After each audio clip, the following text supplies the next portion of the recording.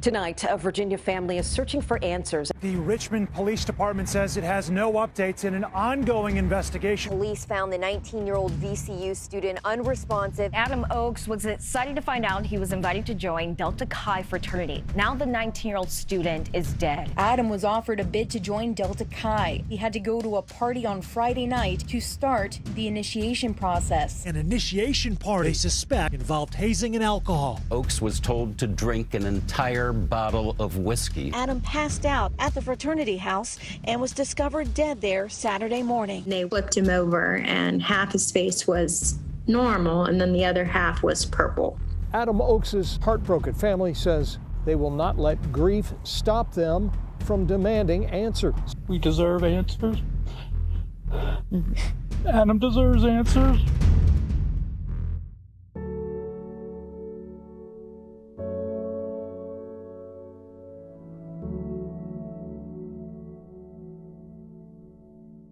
Adam was super happy. He was always, joking around, having fun. The last time I picked him up there, he gave me a hug that was life-changing. And I looked at him, I was like, that's the best hug I've ever had in my life. And he just said, I know, right? Even for an 18-year-old kid, he was so good to his little cousins. I mean, my kids looked up to him so much, and he loved being around them. One was when he was in Pee Wee football. He tackled a boy, and the boy was hurt. Adam came running out, and I was in the stands. I came down and I said, what was wrong?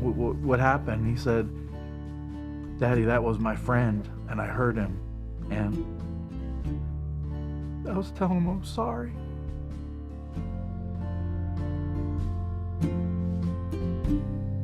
I walk into the house, and Adam was already there. Very first time I saw him, I looked at it. The first thing I ever said to him, too, was, this guy, I like this guy, Adam was very, very outgoing, very, very funny. Just always had that smile on his face at all times.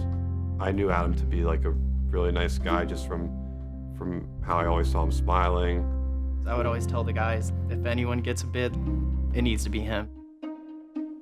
On the way to my house, I stopped by the liquor store. I bought a regular bottle of Jack Daniels, and then I bought a bigger one. Early evening, the kids are all at a house, essentially taking their vow to the fraternity. They wait up in a bedroom to be brought down one by one on the staircase to meet their big brother, which is the big little ceremony with all the brothers lining at the bottom of the staircase and then one brother on the staircase announcing. And next up is Adam Oakes, and his big is Andrew White, and then everybody starts cheering, and Andrew would have a drink. And the idea is of that is that you chug the drink. After that, I gifted him the bottle that I bought for him. And then I explained to him how when I was in his position, I finished mine. Even though you're not telling him to down this bottle, like it's understood that, people are gonna get drunk. Even if there's no malicious intent, like it's the riskiest night of the semester. And Jason kind of had like a pep talk with them and was like, the intention of tonight is to get as up as you possibly can. And so made his first cup, and it was straight liquor, and pulled it back like it was water.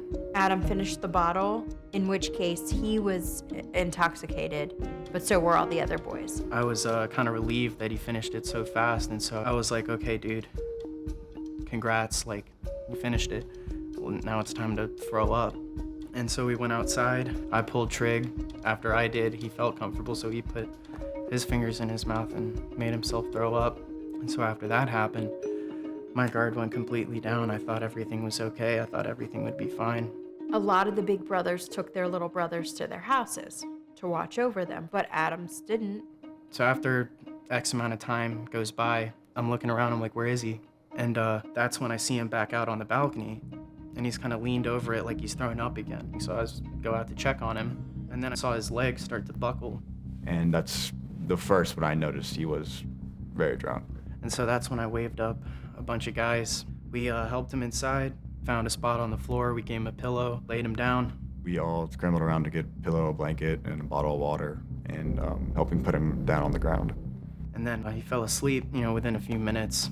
I remember telling myself back ahead just to watch him and see if he needs anything, and don't leave the room. And then I think Andrew stayed with Adam for a little bit, but then thought Adam was fine and also thought he heard Adam snoring, but Adam didn't snore, and that's why I think that Adam was starting to die then. I'm checking on him throughout the night and saw no problems. You know, I honestly didn't have a worry in the world. I thought everything was gonna be fine. So I went around the room. I'm like, hey guys, he's fine, right? He looks fine.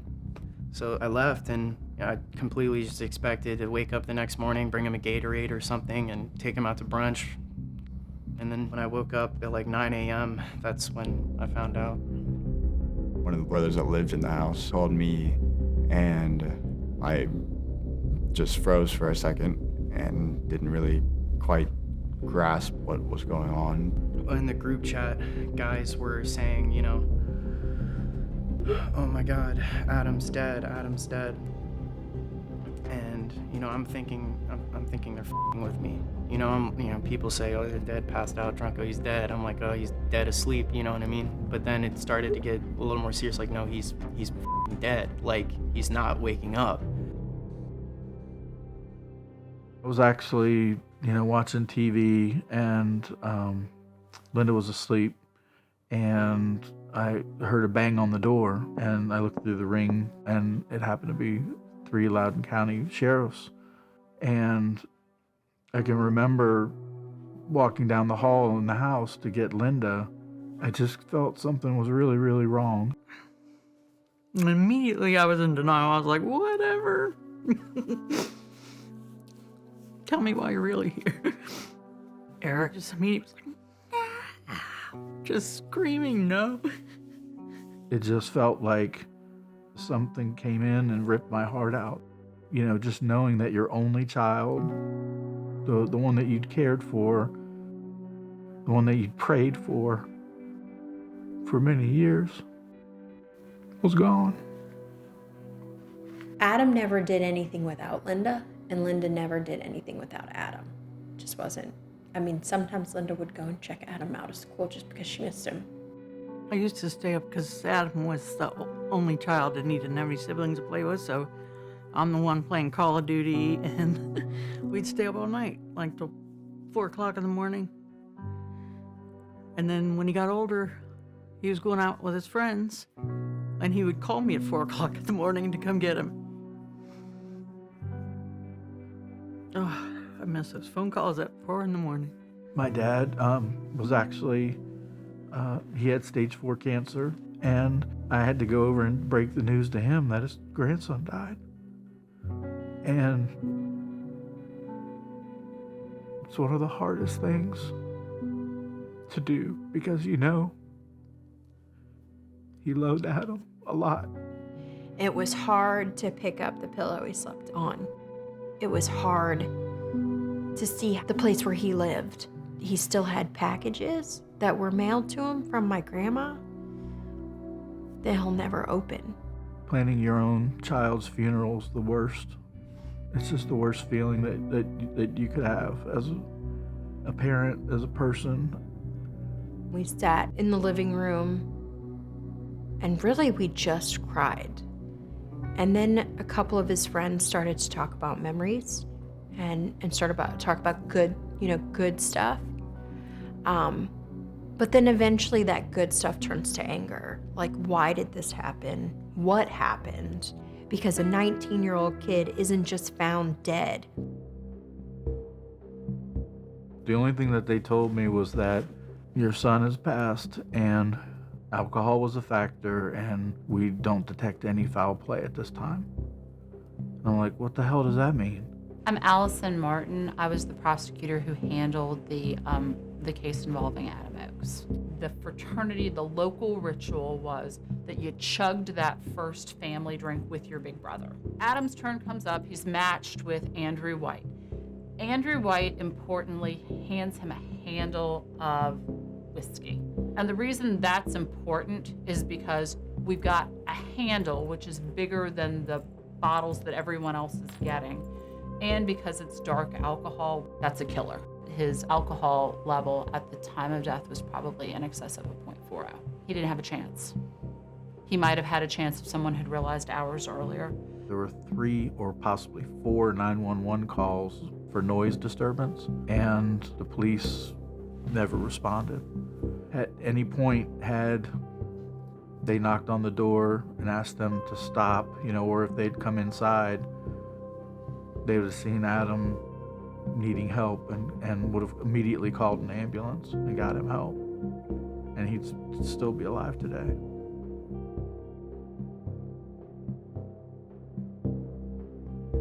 As soon as I hung up, it seriously felt like a nightmare. It seriously felt like it wasn't real. And it felt like any moment I was just gonna wake back up again and everything would be fine. And kind of crippling anxiety that it felt like a weight, an anchor was on top of my chest. I was shocked, confused, went into a panic attack. My roommate just knocks on my condo door and says, "Hey dude, the cops are here." My mom's calling me and she's hysterical, she's crying. And she said police came to the house and that they surrounded the house and that they said I needed to go to jail. So, I put some shoes on, I walk over there, and they ask me if I'm Jason. I say yes, and they told me to step outside and immediately throw cuffs on me. So at first I have no idea why they're in there, and then I'm officer, why am I being arrested? And then he finally was hazing misdemeanor, use your imagination. I wanted to be in law enforcement. I even thought about being a police officer. And just seeing them handcuff me and throw me into a van, it was, to use the word terrifying is an understatement. When I got to the jail, usually, when you get misdemeanor charges, you can post bail if it's something light. But I was denied bond.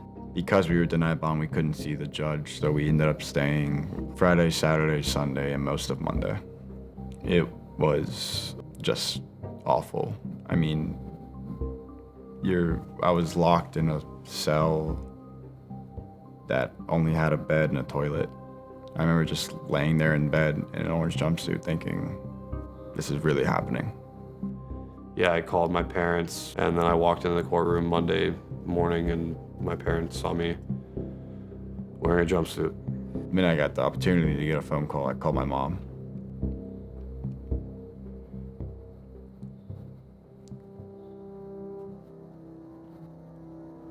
It was hard to explain what was going on. I felt like I let my parents down. Felt like a disappointment. I felt like I'm just a f*** up. It was a total nightmare. I wasn't scared. I knew it was coming. In a way, I felt like I deserved it. I walked straight into court, pled guilty to both charges because there was no other alternative. I was guilty. I provided him the bottle. I hazed him by having him drink it. And to put the family through some sort of trial is just unfathomable to me, to relive that. So it was something that I had to do. I had to look them in the eye and tell them I'm sorry that I'm sorry I didn't do anything. I'm sorry that, I was there, I was the president, and I didn't do anything about it. To any kid who's watching this really could be you. This could have been me. This could be your best friend. This could be some guy in your class who you don't even know that well, but this could be anybody. No one's safe from the dangers of excessive drinking and of hazing. You see a lot of incidents about hazing where it's a guy is, falls over, hits his head, or he's barfing all night, or something, something rather obvious, and his skin's blue in the face, But with Adam, I just didn't notice any of that, and so I think it's important for people to know that sometimes it'll seem like it's fine. You'll see someone just sleeping, but then they don't wake up.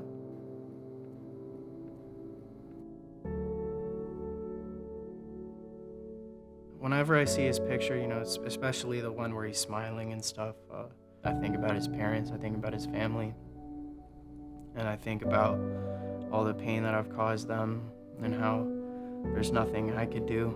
I was excited to be with him in a fraternity and grow with him, and I think we would have been close friends for a very long time.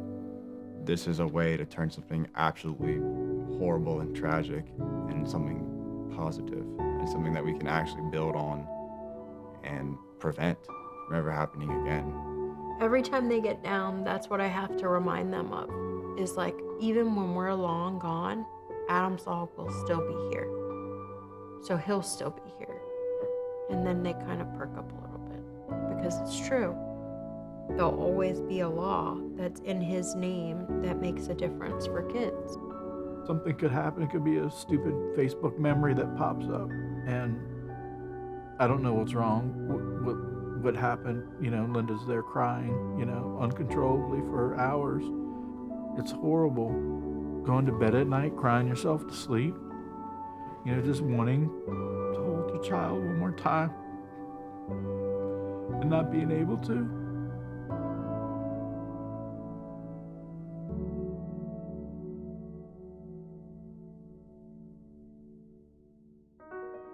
A bill championed as Adam's Law is moving forward in the General Assembly. It's one of two anti-hazing bills honoring VCU freshman Adam Oakes. The version of the bill that passed requires that schools publicly post founded instances of hazing online. Another bill would give immunity to bystanders who ask for help when hazing is happening. It also toughens the criminal charge if a victim is seriously injured or dies, from a misdemeanor to a felony, which can carry a 10-year sentence. We want to make real change so that no other kid goes through what Adam went through that night.